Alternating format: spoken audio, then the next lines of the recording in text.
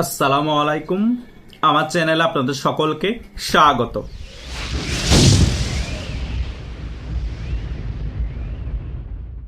আমাকে আমার ইউটিউবের অনেক সাবস্ক্রাইবার এবং ফেসবুকের অনেক ফ্রেন্ড মেসেঞ্জার এবং হোয়াটসঅ্যাপের মধ্যে প্রায় একটা কথা জিজ্ঞেস করে যে ভাইয়া, জামাত এবং বিএনপির তো অনেক জনপ্রিয়তা, তাদের তো অনেক ভোট পার্সেন্টেজ, তাহলে তারা আওয়ামী লীগকে মোকাবেলা করতে ভয় পাচ্ছে কেন?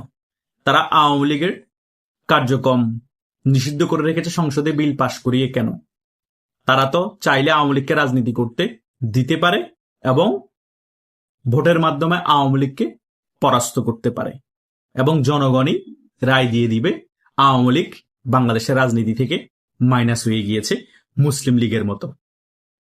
এই সকল বিষয় নিয়ে আপনি একটি আলোচনা করুন, আমাদের মাঝে ব্যাপারগুলো ক্লিয়ার করে দেন। আজকে এই সকল বিষয়গুলো নিয়ে একটি আলোচনা করব। আশা করছি শেষ পর্যন্ত আপনারা ভিডিওটি দেখবেন। আপনারা যারা এখনো কনফিউশনে ভুগছেন যে আওয়ামী লীগের জনপ্রিয়তা কমে গিয়েছে, জামাত এবং বিএনপির জনপ্রিয়তা অনেক বেশি, তারা এখনো বোকার স্বর্গে বসবাস করছেন। বিএনপি এবং জামাত জোট মিলেও আওয়ামী লীগ এখন যে পার্সেন্ট ভোট পাবে, তারা ওই দুই দল মিলেও আওয়ামী লীগ থেকে আহামরি বেশি পার্সেন্ট ভোট পাবে না, বরং আওয়ামী লীগ থেকে 4-5% ভোট কম পাবে। আওয়ামী লীগের জনপ্রিয়তা এখন এই পর্যায়ে আছে। মাঠ পর্যায়ে ডক্টর ইউনূস সরকার নির্বাচনের আগেও কিন্তু জরিপ দিয়ে দেখতে পেয়েছে তিনি আওয়ামী লীগের পাল্লা ভারী। সেই কারণে তিনি কোনোভাবে আওয়ামী লীগের কার্যক্রমের উপর নিষেধাজ্ঞা তোলেনি এবং আওয়ামী লীগকে নির্বাচনে অংশগ্রহণ করতে দেয়নি। ওই অবস্থায় বাংলাদেশের মধ্যে আওয়ামী লীগের কোনো শীর্ষ পর্যায়ের নেতারাও দেশে ছিল না এবং মধ্যম পর্যায়ের অনেক পরিচিত মুখ যে সকল নেতা ছিল তারাও দেশে ছিল না। তারপরও ডক্টর ইউনূস সেই রিস্ক নেয়নি। বিএনপি জামাত তারাও কিন্তু সেই রিস্ক নেয়নি। তারা আওয়ামী লীগ ছাড়াই নির্বাচন করার জন্য ডক্টর ইউনূসকে বলেছিল। ডক্টর ইউনূসও কিন্তু আওয়ামী লীগের কার্যক্রম নিষেধাজ্ঞা রেখেই নির্বাচন করে ফেলেছে। কারণ বিএনপি জামাত এবং ডক্টর ইউনূস সরকারও বুঝতে পেরেছিল মাঠের জরিপের মাধ্যমে আওয়ামী লীগ থেকে যদি এখন কলা গাছও দাঁড় করিয়ে দেওয়া হয়, আওয়ামী লীগ অন্তত সরকার গঠন করতে না পারলেও 100টার কাছাকাছি আওয়ামী লীগ আসন পেয়ে যাবে। জনগণ স্বতঃস্ফূর্তভাবে আওয়ামী লীগকে ভোট দিবে। তাহলে কিন্তু আওয়ামী লীগ নির্বাচনের পরবর্তী সময় বাংলাদেশের রাজনীতিতে আবার সক্রিয়ভাবে ফিরে আসবে এবং বিএনপি যদি সরকার গঠন করেও জামাত জোট সহ তারা 5 বছর সরকার চালাতে কষ্ট হয়ে যাবে এবং পরবর্তী টার্মে আওয়ামী লীগ 200-র উপর আসন পেয়ে আবার ক্ষমতায় চলে আসবে। এই সকল বিষয়ের কারণে বিএনপির মনে এখনো ভয় কাজ করছে। সেই কারণেই বিএনপি সংসদে বিল পাশ করিয়ে আওয়ামী লীগের কার্যক্রম নিষিদ্ধ রেখেছে। এটা একটা কারণ। আর দ্বিতীয় কারণ হচ্ছে আওয়ামী লীগ রাজপথে থাকা মানে বিএনপি 20 বছর ক্ষমতার বাইরে থাকার কারণে সাংগঠনিকভাবে অনেক দুর্বল হয়ে গিয়েছে। সো আওয়ামী লীগ বিরোধী দলে থাকলেও জামাত বিএনপির সাথে জোট হয়ে সরকার পরিচালনা করলো, আওয়ামী লীগের সাথে সাংগঠনিক দক্ষতার কাছাকাছিও থাকতে পারবে না এই বিএনপি সরকার। সো আওয়ামী লীগের কার্যক্রম নিষিদ্ধ রেখে বিএনপি সাংগঠনিকভাবে আরো একটু শক্ত হওয়ার জন্য চেষ্টা করছে এবং আগামীতে যে স্থানীয় নির্বাচন আছে সেই নির্বাচনটাকে টার্গেট করে বিএনপি আওয়ামী লীগের কার্যক্রমটাকে নিষিদ্ধ রেখেছে, যাতে স্থানীয় নির্বাচনের মধ্যে বিএনপি সারা বাংলাদেশের মধ্যে তাদের জনপ্রতিনিধি সেটিং করতে পারে। কিছু এনসিপি কে দিবে, অল্প কিছু জামাতকে বুঝ দিয়ে, আর সকল জায়গায় বিএনপির জনপ্রতিনিধি বসিয়ে ফেলবে। তখন বিএনপি সাংগঠনিকভাবে সারা বাংলাদেশে স্ট্রংলি আবার নিজেদেরকে গড়ে তুলবে।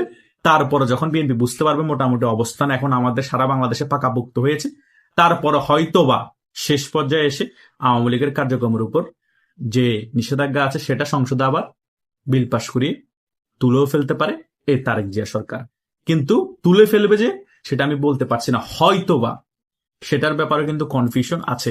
সেজন্য আওয়ামী লীগ রাজপথে তাদের শক্তিমত্তা দেখাতে হবে। কথা বুঝতে পেরেছেন? এটা মাথায় রাখবেন। বিএনপি কিন্তু আওয়ামী লীগকে মোকাবেলা করতে ভয় পায়। এটাই হচ্ছে আওয়ামী লীগের প্লাস পয়েন্ট।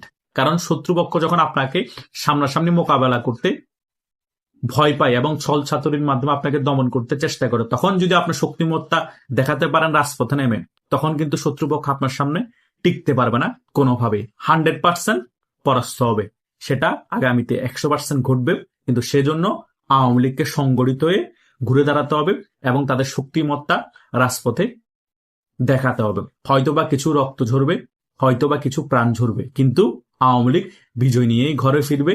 আওয়ামী লীগের কার্যক্রম নিষেধাজ্ঞা তুলতে হবে, বিএনপি রেজিমেরও পতন হবে এবং বাংলাদেশ আওয়ামী লীগ আবার দাপটের সহিত বাংলাদেশের বুকে রাজনীতিতে ফিরে আসবে এবং ফ্রি অ্যান্ড ফেয়ার নির্দলীয় তত্ত্বাবধায়ক সরকারের যে নির্বাচনটা হবে সেখানে যে দলই অংশগ্রহণ করুক না কেন অ্যান্টি আওয়ামী লীগের বিপরীতে সকলে একসাথে জোট হয়েও যদি নির্বাচন করে, জনগণ আবার আওয়ামী লীগকে ভোট দিয়ে 200-র উপর আসন পাইয়ে দিয়ে আওয়ামী লীগকে আবার ক্ষমতায় বসাবে এই বাংলাদেশের জনগণ। আগামীতে ভবিষ্যতে আমি যে সকল বিষয় এই ভিডিওতে আলোচনা করেছি একেবারে 100% পুঙ্খানুপুঙ্খানুভাবে এই সকল বিষয়গুলো ঘটতে থাকবে একের পর এক। হয়তোবা আপনারা ব্যাপারগুলো 6 মাসে দেখতে পাবেন না বা 1 বছর দেখতে পাবেন না, কিন্তু 4-5 বছরের ভিতর এগুলো আস্তে আস্তে একের পর এক ঘটবে, একের পর এক আপনারা দেখতে পাবেন। কথা বুঝতে পেরেছেন? এখন মুদ্রা কথা হচ্ছে বিএনপি ক্লিয়ারলি ভাবে আওয়ামী লীগকে রাজপথের রাজনীতিতে মোকাবেলা করতে ভয় পায়। সেই কারণে বিএনপি আওয়ামী লীগের কার্যক্রম সংসদে বিল পাশ করিয়ে নিষিদ্ধ করেছে। বিএনপি জামাত একত্রিত হয়েও আওয়ামী লীগের সাথে রাজপথে মোকাবেলা করার জন্য কাফি না, কারণ আওয়ামী লীগের যে সকল রিজার্ভ ফোর্স আছে, আওয়ামী লীগ যদি রাজনীতি করতে পারে, বিরোধী দলও থাকে, বিএনপি একদিনের জন্য শান্তিতে থাকবে না। অলরেডি আওয়ামী লীগের কার্যক্রম নিষিদ্ধ থাকার পরও বিএনপি এখনো একদিনের জন্য শান্তিতে নাই। এইদিকে কারেন্ট থাকে না, এইদিকে তেল নাই, এইদিকে ঘ্যাস নাই, এইদিকে আপনার ঋণ পাচ্ছে না, অন্যদিকে জনরোষের সৃষ্টি, অন্যদিকে আপনার বৃষ্টি পরে চট্টগ্রাম ডুবে যাচ্ছে।